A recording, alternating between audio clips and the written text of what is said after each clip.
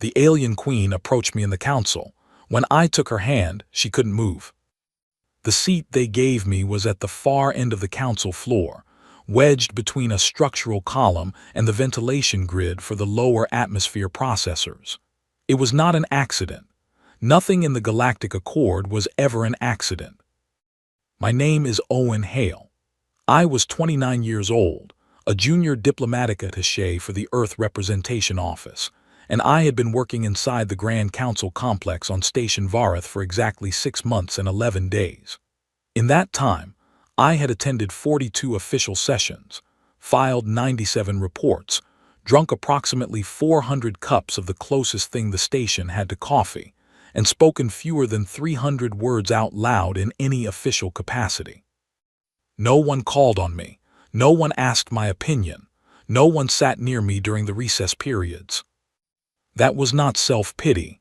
That was the documented record. The Grand Council of the Galactic Accord had been operating for over 400 years before Earth was even aware other intelligent life existed.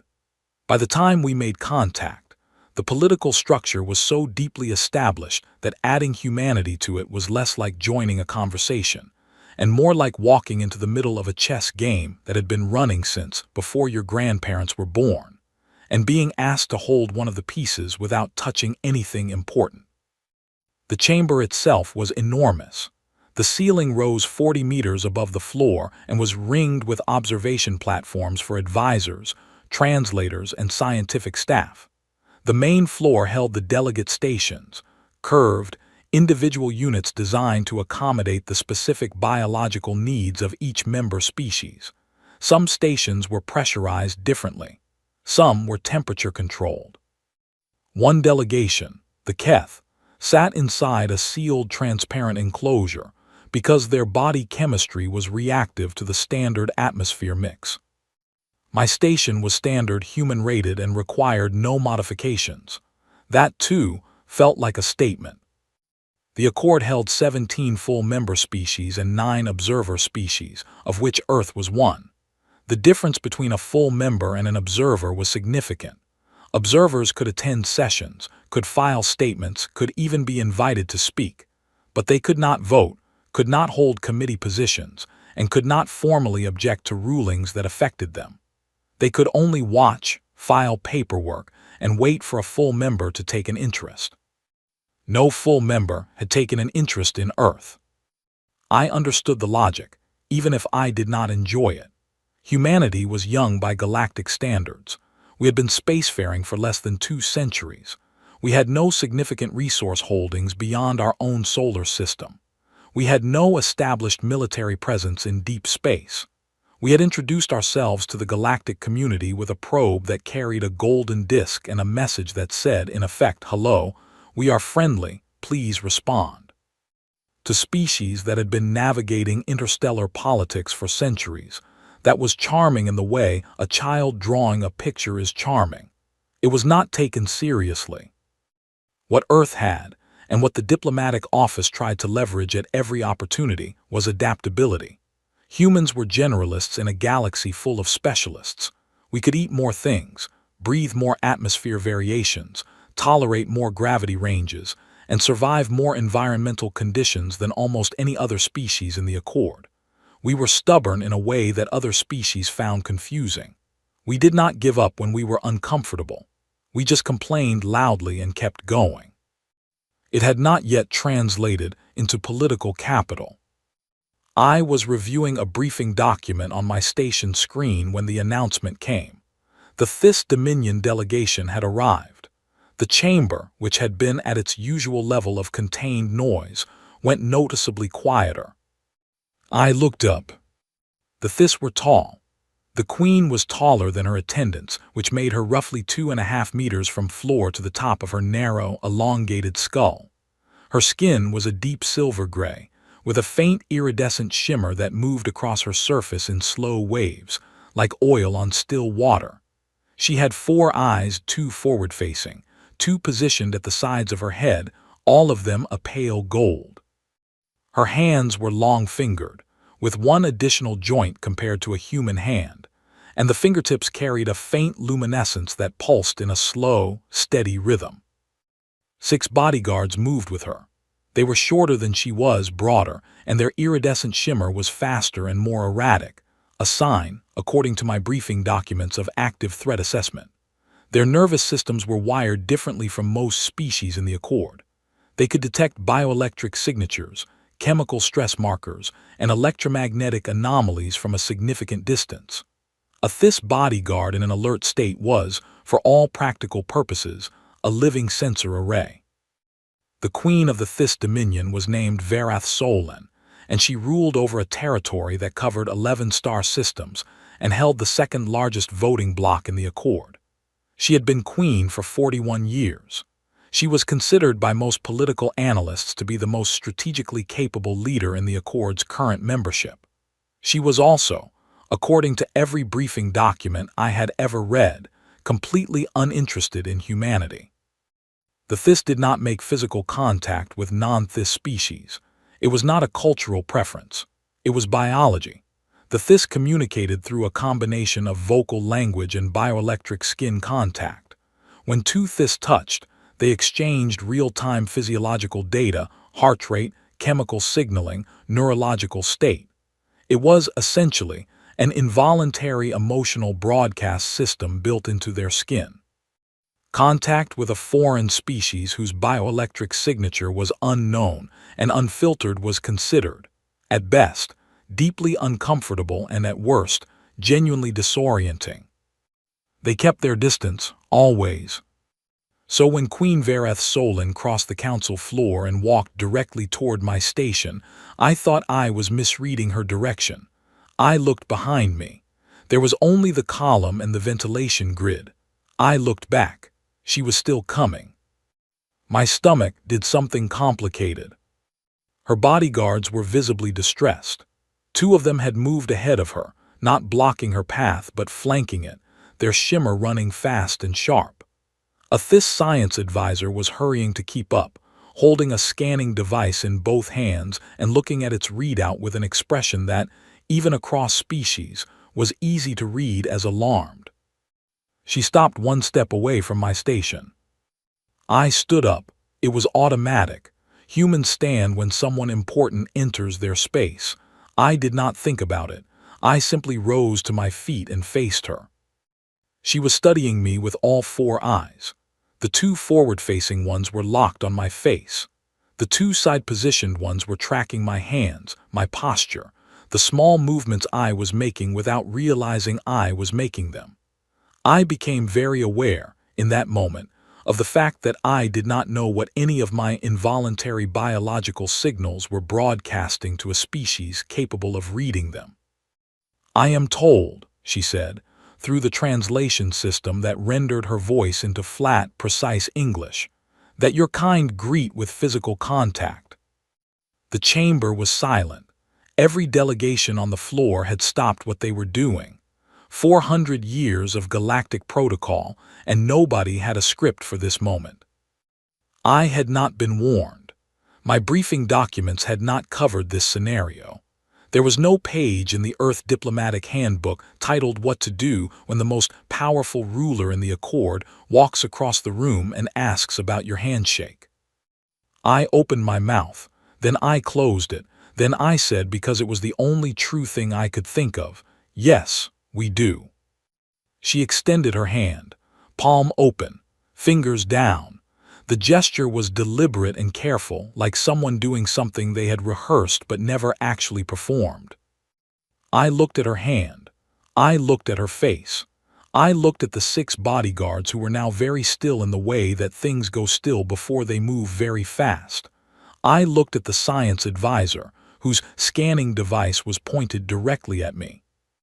And then I did what 29 years of human reflex training had made completely automatic. I reached out and I took her hand. Her fingers closed around mine a half-second after I made contact, not in a grip, more like a reflex closing, the way a hand closes around something unexpected. And then she stopped. Not paused, not hesitated, stopped completely. Her shimmer, which had been moving in those slow, steady waves, went flat, No movement, no pulse, just a fixed, uniform silver gray across every centimeter of her visible skin. Her eyes were open. She was breathing, but nothing else was moving. Not her fingers, not her posture, not the small ambient micro-expressions that her face had been making since she walked in. She was completely still. The 6 bodyguards moved at the same instant, not toward me specifically, but inward, closing the distance between themselves and the Queen in a single, coordinated motion that was so fast and so precise that I did not actually process it until it was already done. 2 of them had weapons drawn. I did not know what the weapons were exactly, but they were pointed at me. I did not let go of her hand. I know that sounds like either extraordinary bravery or extraordinary stupidity, and in that moment, with 6 armed guards pointing unknown devices at me, I cannot honestly tell you which one it was. What I can tell you is that some part of my brain, the part that was still thinking clearly underneath the adrenaline, said, releasing suddenly would be worse. And so I held on loosely, and I kept my voice as steady as I could manage. "I am not hurting her," I said, to the guards, to the room, to whoever was listening. "I am not doing anything, please wait." The science advisor moved forward, scanner raised. He was reading something. His expression was not getting less alarmed, but it was shifting from alarmed toward something more like fascinated, which I chose to interpret as progress. The rest of the council chamber had gone from silent to the specific kind of silence that happens when a very large number of people decide that breathing too loudly might be a mistake. 40 seconds passed. I know because I counted them. Then Queen Verath Solon took a breath that was different from the ones before it, slower, deliberate, the kind of breath a person takes when they are consciously returning to themselves from somewhere far away. Her shimmer came back, slower than before, unevenly, starting at her shoulders and moving outward. Her fingers loosened around mine. I released her hand gently and stepped back half a pace to give her room. She stood very still for another 10 seconds.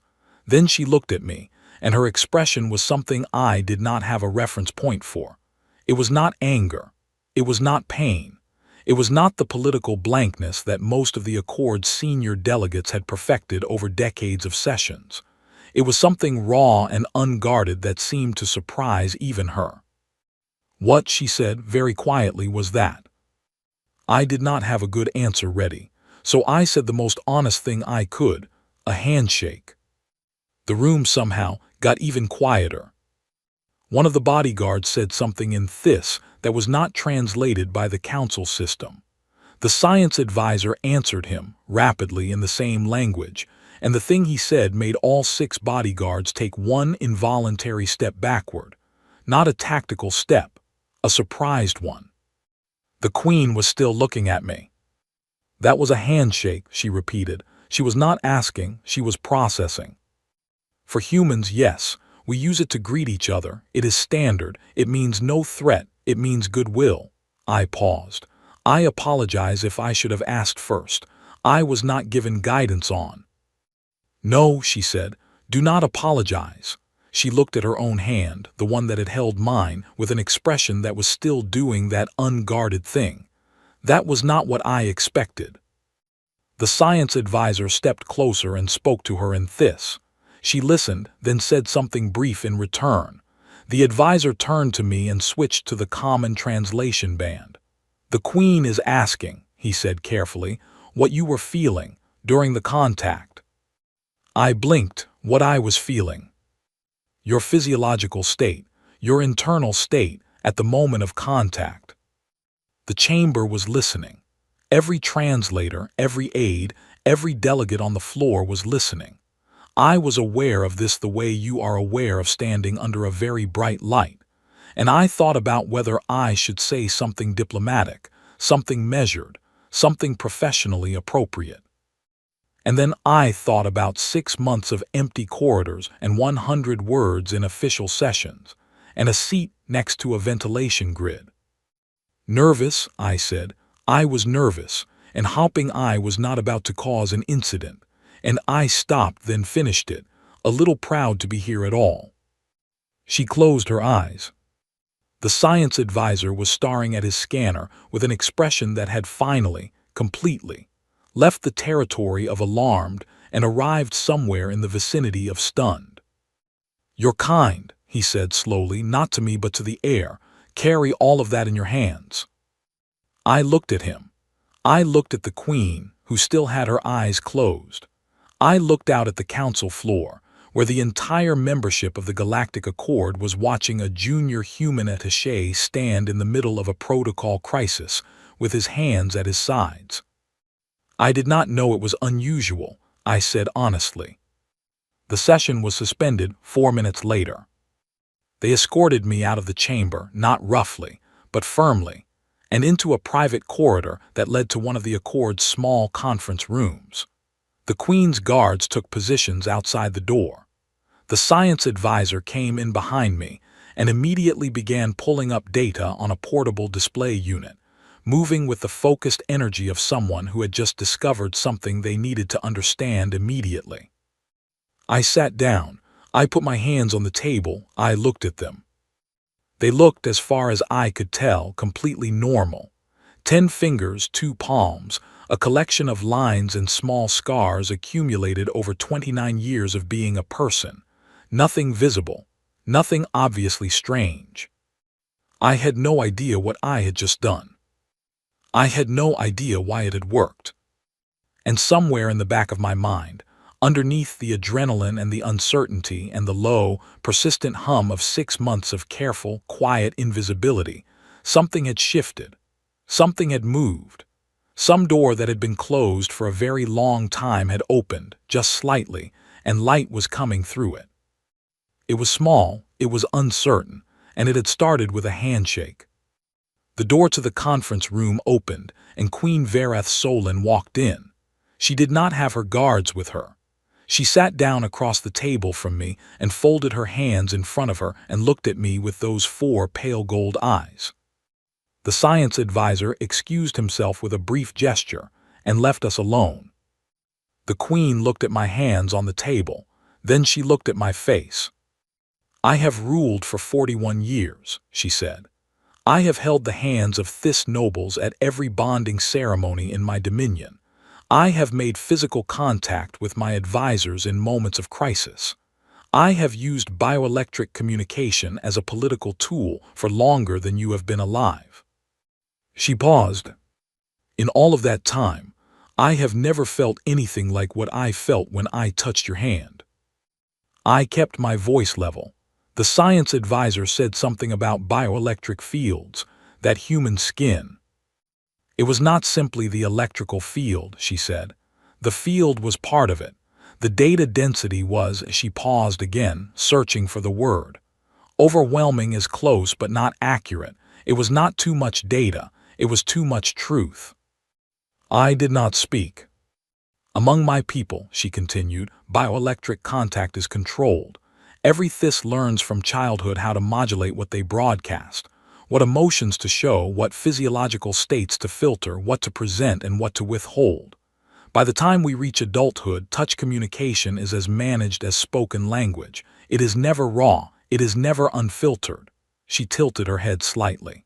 "You gave me everything, unedited, in 3 seconds." I looked down at my hands again. I did not know I was doing it. "I know," she said. "That is exactly the point." Outside, through the walls of the conference room, I could hear the distant noise of the council complex resuming its ordinary activity. The session was suspended, not canceled.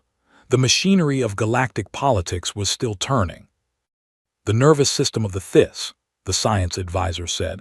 I had not heard him re-enter, but he was standing just inside the doorway, processes bioelectric contact data through the same neural pathways used for language comprehension. When a Thys receives an unmodulated signal from an unknown source at that density, the processing load is sufficient to temporarily suspend voluntary motor function. He looked at me with that same stunned expression from the chamber. "It is, in your terms, like a very large amount of information, arriving all at once with no compression and no filter." How large? I asked. He consulted his scanner.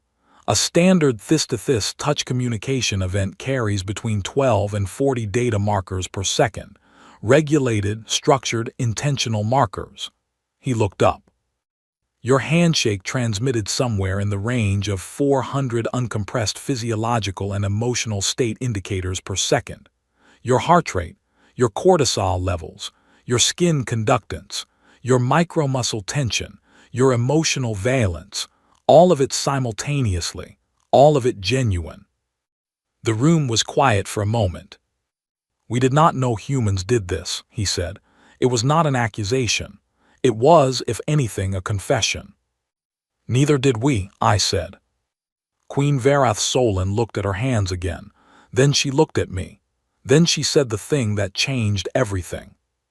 Tell me, she said, about human touch, all of it from the beginning. And so I did. I told her about handshakes and what they meant, the offered hand, the mutual grip, the release. I told her about the history of it, the original purpose as a gesture to show an empty weapon hand, how it had evolved over centuries into a greeting that said, I am here, I mean no harm, I acknowledge you as a person. I told her about hugs, how humans held each other in moments of grief and celebration both, how the physical contact served a regulatory function, how children who were not held enough developed measurable psychological deficits, how the need for physical proximity was not optional for us, not a cultural decoration but a biological requirement. I told her about holding hands at funerals and at weddings, about a parent's hand on a child's shoulder, about the way two people who trusted each other completely could sit together in total silence, and one of them would reach over without thinking and take the other's hand, and neither of them would feel the need to explain why. She listened to all of it without interrupting. The science advisor was recording. His scanner was running continuously, and at some point he had stopped looking at it and started just listening. You do all of this, the Queen said when I finished, without knowing what you are transmitting. We never needed to know, I said. It worked without knowing. She was quiet for a long moment. Among the this, she finally said, a leader who shows uncontrolled emotional data to anyone outside their inner circle is considered compromised, strategically weak. It is the first thing we learn. Control what you broadcast. Control what you receive. The political power of the this is built in part on the fact that our leadership communicates with absolute precision and absolute selectivity. We show what we choose to show, nothing more. I nodded slowly. You gave me grief, she said. You gave me loneliness. You gave me 6 months of being in a room full of people who looked through you instead of at you, and you gave it to me in 3 seconds, completely honestly, with no political calculation whatsoever. She met my eyes directly. Do you understand how extraordinary that is? I thought about it.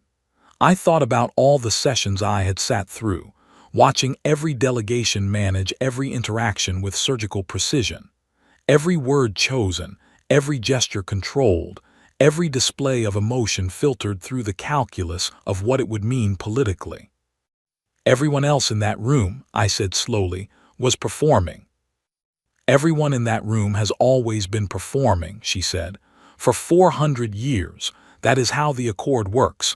That is what the Accord is. Managed performance in the service of collective stability. She looked at me steadily.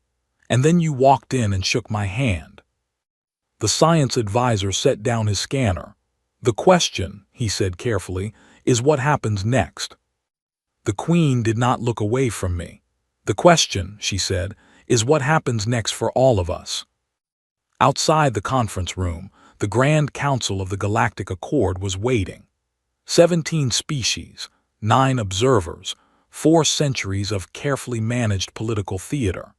And somewhere in the middle of all of it, a junior human attaché with a seat next to a ventilation grid had just accidentally demonstrated something that none of the Accord's scientific or diplomatic teams had ever thought to look for. Humans were honest, not because we chose to be, because our bodies did not give us the option of being anything else. I looked at my hands one more time. "All right," I said, "tell me what you need from me." The Queen almost smiled. It was the first time I had seen her face do anything close to that. "Start," she said, "by not going anywhere." The next morning, I was not the junior attaché with the seat next to the ventilation grid. Technically, my title had not changed. I was still listed in the Accord's official registry as Earth Observer Delegate, Junior Grade, one of 3 humans currently stationed on Vareth. But the way the complex felt when I walked through, it was different in a way that was impossible to ignore. People looked at me. Not the polite, diplomatic non-look that said, "I see you but have decided you are not worth addressing." Actual, direct, interested looking. Delegates I had never spoken to, whose aides had never acknowledged me in a corridor, were suddenly aware of my presence in rooms. Some of that awareness was friendly, some of it was not. The first message arrived before I had reached the meal hall. It was from the Vorathi delegation. The Vorathi were the 3rd largest voting bloc in the Accord, and had been the most consistent opponents of expanding observer rights for non-established species. The message was formal, bureaucratic in tone, and came from Senior Delegate Myrth Van, who had, 6 months ago, described human bioelectric output as chaotic thermal noise within earshot of my station. The message requested a meeting at my earliest convenience on a matter of diplomatic significance. I read it twice, then I went and got breakfast and read it a 3rd time while eating. I had been on the station long enough to know that a Vorathi request phrased as "at your earliest convenience" was not actually about my schedule. It meant, now. I arrived at the Vorathi delegation suite 40 minutes later. Myrth Van met me in the anteroom without her usual attendance, which was either a sign of unusual informality or a sign that she wanted this conversation to have limited witnesses. Possibly both. She was tall for a Vorathi, gray-scaled with the subtle copper banding that indicated senior rank in her species hierarchy. Her eyes were narrow and horizontal, evolved for wide-angle peripheral vision rather than forward focus. When she wanted to look at something directly, she turned her head sideways. She turned it now to look at me as I sat down. "The Queen's meeting with you yesterday," she said, without any opening pleasantries, "has generated significant attention." "I noticed," I said. 3 delegations filed formal statements with the Records Office this morning. She folded her hands on the table. "The Zaith Collective, the Marin Assembly, and the Pell Confederation." She paused. All 3 statements raised concerns about human biological properties in the context of Council security. I kept my face neutral. What specifically were they concerned about?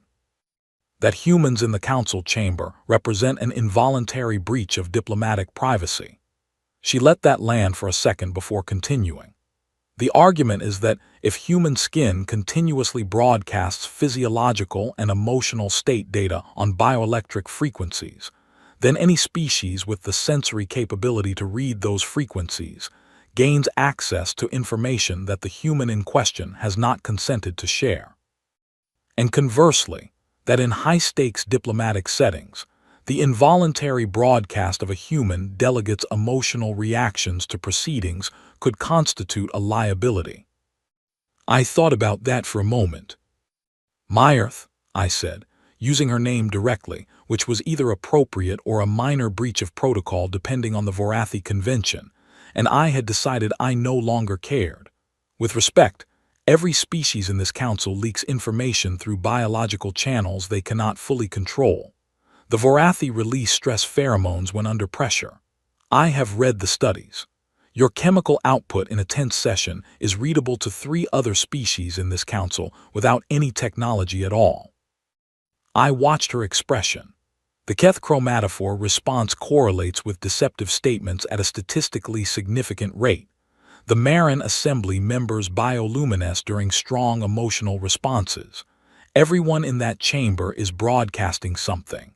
The difference is that nobody bothered to measure what humans were putting out, so it was never on anyone's security checklist.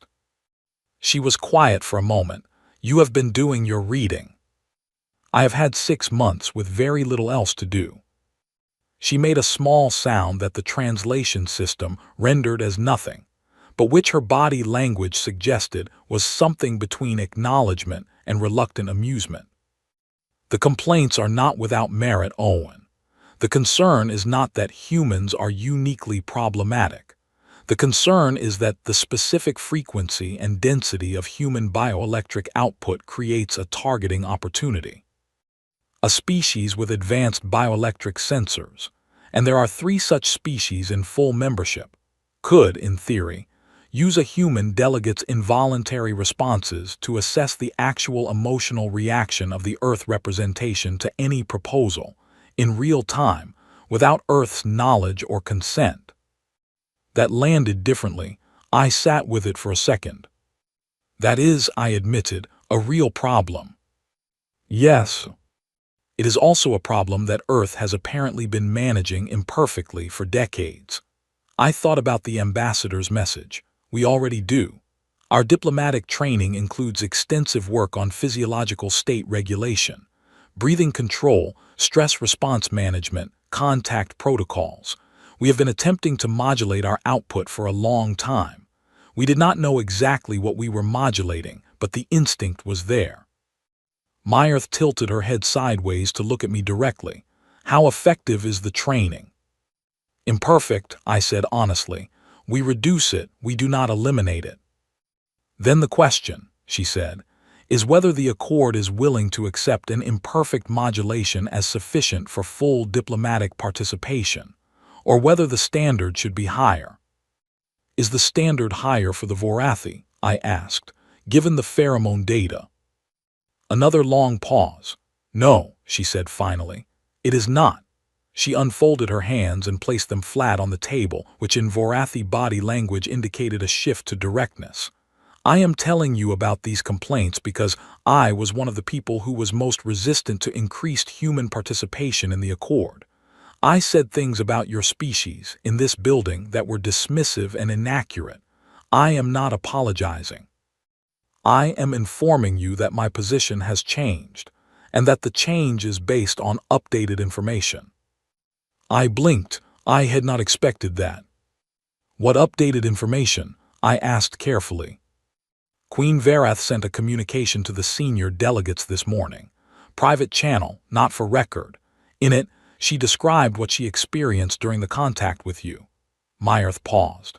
She said that in 41 years of bioelectric communication with the most skilled political actors in the Thys Dominion, she had never once received an unfiltered, unmanaged emotional signal from another leader.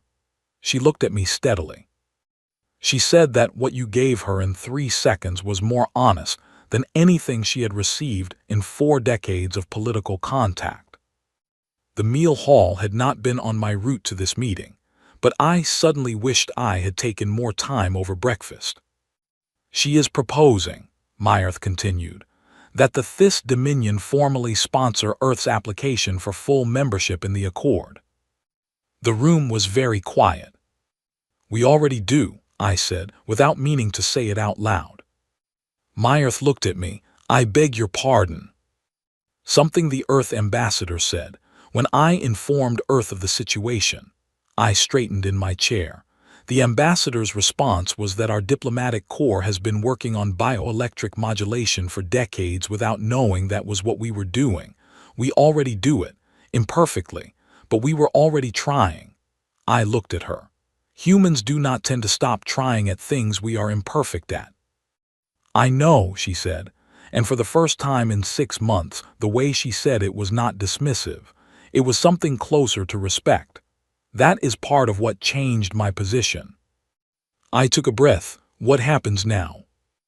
The Thys Dominion sponsorship will bring the membership question to a formal vote. That will take place at the next full session, which is in 4 days. She folded her hands again. You should be prepared for the arguments against it to be made publicly and at length.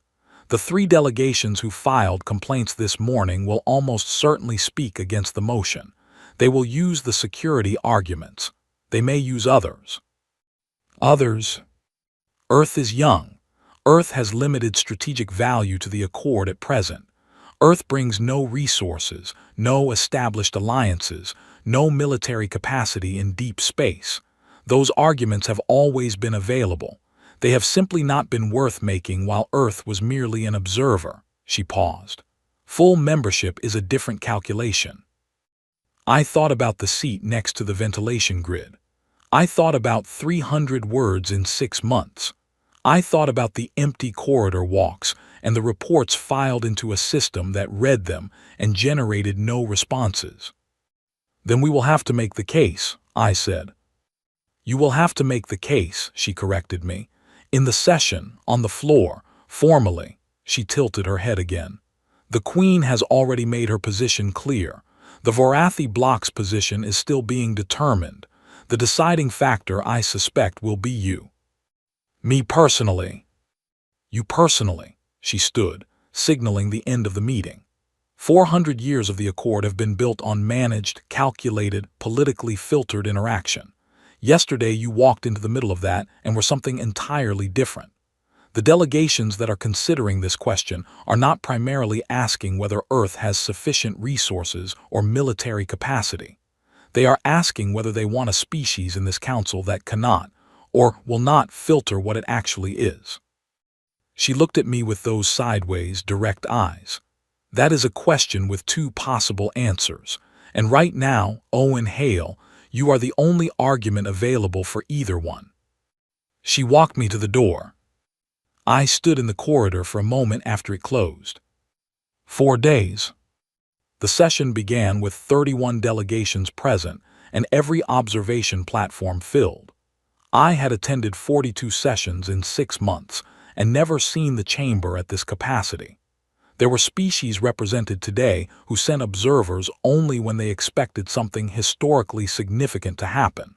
Some of them had not sent representatives to a session in years. They were all here for this.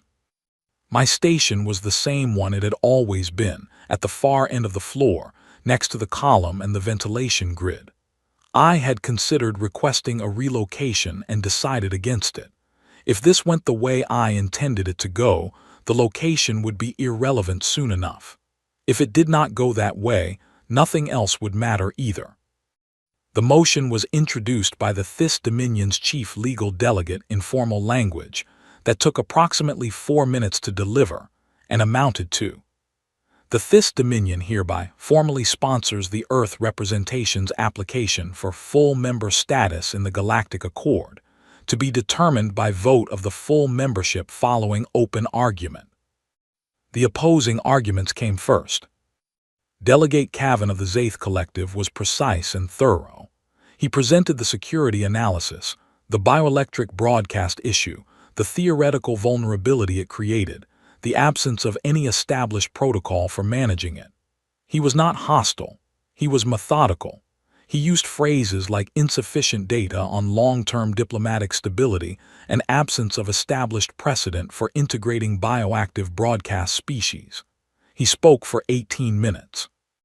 Delegate Ohana of the Marin Assembly was warmer in tone, but more pointed in substance. She focused on Earth's youth. The Accord had responsibilities, she argued, not just to its current members but to the long-term stability of the galactic community. Admitting a species still in its early centuries of spacefaring, without a clear understanding of its own biological diplomatic profile, was a risk that the Accord was not obligated to take. She was sympathetic to Earth's position but firm on the question of readiness. She spoke for 12 minutes. The third voice against was not from the Pell Confederation, which had filed the original complaint. It was from an unexpected source. Delegate Yoram of the Reth Assembly, who had never spoken about Earth in any session I had attended, rose and made a brief, clean argument. The Accord was not a charity. Membership was not a reward for being interesting. The question of whether a species had sufficient strategic value to justify the complexity of full integration was a legitimate one, and Earth's current strategic profile did not meet the historical threshold. 7 minutes, sharp and clean and aimed at the one point I knew was real. Then the floor was open for responses. 3 full-member delegates spoke in favor before I was called, a representative of the Keth, whose argument was primarily philosophical about the value of biological diversity in the membership. A delegate from the Lorith Union who cited specific case studies of past members whose initial strategic value had been low and who now anchored entire alliance structures. And a Thys secondary delegate who read a formal statement from Queen Verath Solon that I had not been given advance notice of. The Queen's statement was not long. It described what she had experienced in the contact with me. It described it precisely and without embellishment. It said that she had felt, in 3 seconds, the genuine emotional state of a human being with no political filtration, no managed presentation, no strategic calculation. And then it said something that made the chamber go quiet in a different way than the silence from before. It said, in 400 years, this council has been built on the management of truth. Every species in this room, including mine, has brought to this table a curated version of itself. We have been performing at each other for 4 centuries, and we have called that diplomacy. The question before you today is not whether Earth is strategically valuable enough to be permitted at our table. The question is whether we are willing to sit at a table where at least one voice might, occasionally, be unmanaged. Unfiltered, honest. I believe that is not a liability. I believe that is something this council has not had in 400 years, and that we need it more than we know. The statement was entered into the record. The chamber settled. And then the presiding officer called on me. I stood up. I was aware of the observation platforms. I was aware of the 31 delegations watching. I was aware of the ventilation grid behind me. I did not use notes. I am going to say something that the opposing delegates will probably not disagree with, I said. Earth is young. Earth does not have significant strategic resources beyond our solar system. Earth does not have a military presence in deep space. Earth is, by the Accord's historical standards, not yet strategically significant enough to require full membership. I paused. Those things are true, and I am not going to argue against them. The chamber was very still. I want to talk about something else. I want to talk about what this council is for. I looked out at the floor. 400 years ago, the founders of the Accord had one primary problem to solve. They had 17 species, all of whom had different biology, different communication systems, different resource needs, different threat perceptions. And they needed those 17 species to be able to make decisions together, in the same room, without those decisions collapsing into conflict. The mechanism they built was managed interaction. Everyone shows what they choose to show. Everyone presents the version of themselves that serves the outcome they want. Everyone filters, and it worked. It created stability. It created a structure that has held for 4 centuries. I looked at Delegate Cavan of the Zaith Collective. The security concern about human bioelectric output is real. I am not dismissing it. If our biology creates a vulnerability in a setting that depends on managed information, that is a legitimate problem. But I want to point out something about that concern. I looked at the broader floor. The vulnerability only exists because managed information is the operating assumption of this entire system. If this council operated on a foundation of honest exchange, human biology would not be a vulnerability. It would be an asset. We are not a security risk in an honest room. We are a security risk in a room that depends on everyone being able to hide. Nobody spoke. Delegate Yoram is correct that Earth does not currently meet the historical strategic threshold for membership. He is correct because the threshold was designed for a different kind of question, whether a species had enough power that excluding them would destabilize the Accord, or enough resources that including them would benefit it. Earth does not meet that threshold. I looked at Delegate Yoram. But I would like to suggest that threshold was never about the kind of contribution Earth is actually offering. I put my hands on the edge of my station. I could feel, distantly, the low-level electrical pulse of my own nervous system running through my palms. the same signal that had frozen a queen in the middle of a council floor. What we are offering is not resources. It is not military capacity. It is not political infrastructure. What we are offering is what happens when a species that cannot filter its own sincerity walks into a room that has been running on performance for 400 years. I looked at the chamber.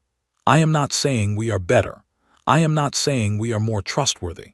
I am saying that we are different in a specific way that might, occasionally, be useful. You will always know where we actually stand. Not because we tell you, because our bodies will not let us lie about it. I let that settle. There is one more thing. I looked at the THIS delegation, at the Queen who was present in the chamber for the first time since the incident, seated at the THIS station, watching. When Queen Verath Solon touched my hand, she felt 6 months of loneliness and hope and quiet stubbornness. She felt a person who had been made invisible by a system that did not know what to do with them, still showing up, still trying, still believing it was worth being here. I looked at her directly.